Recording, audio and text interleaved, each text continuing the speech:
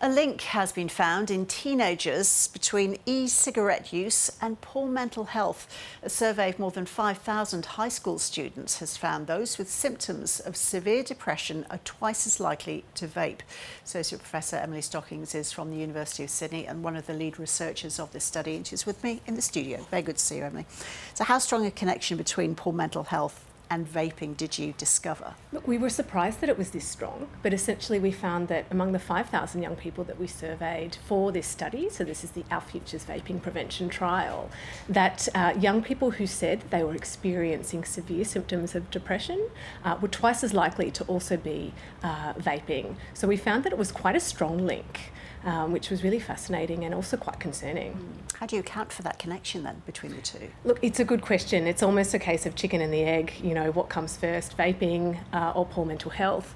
So it could be a number of things. It could be that young people are seeking out vapes as a way of coping with negative mental health emotions. It could be that young people who do vape are more susceptible to negative health conditions. So we call this a bi-directional relationship, that it does go both ways. So you make a distinction between high stress and low well-being. What proportion of high school students did you find had one or both of those symptoms? Look, we were surprised at how prevalent sort of negative mental health was in this sample. Around 20% had severe depression, similar had high levels of anxiety. About a third were saying that they had high levels of perceived stress, and about the same who had perceived low levels of well-being. And this is among 13-year-olds. So this is a relatively young cohort. This is Year 7 and Year 8 students across 3 states in Australia. So it raises a bigger question of, is this normal, that the mental health is so elevated at this time?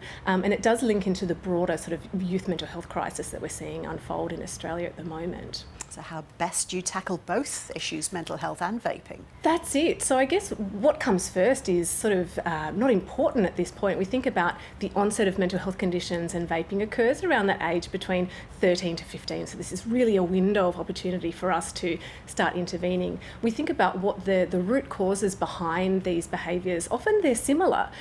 So we need to help young people develop effective coping mechanisms, how to help their friends, identifying when things aren't quite right, and giving them, sort of imparting them with a toolkit of skills that they can use and navigate this difficult period of their lives with. So do you need to bring in different strategies to take into account the teenage brain rather than those you'd use for adults? Absolutely. So teenagers are going through, and most adults will connect with this, you know, parents especially, a rapid period of physical, emotional and cognitive development. So the hormones that are surging at that time means that the structure of their brain is a bit different. So young people have a higher reward response. Their dopamine is between 2 to 7 times higher for young people when they seek out sensation-seeking type activities, risky behaviours. So what we need to be doing is providing them with alternate coping strategies, healthier risks and healthier sensations, so they're not reaching for a vape when they're feeling. Such as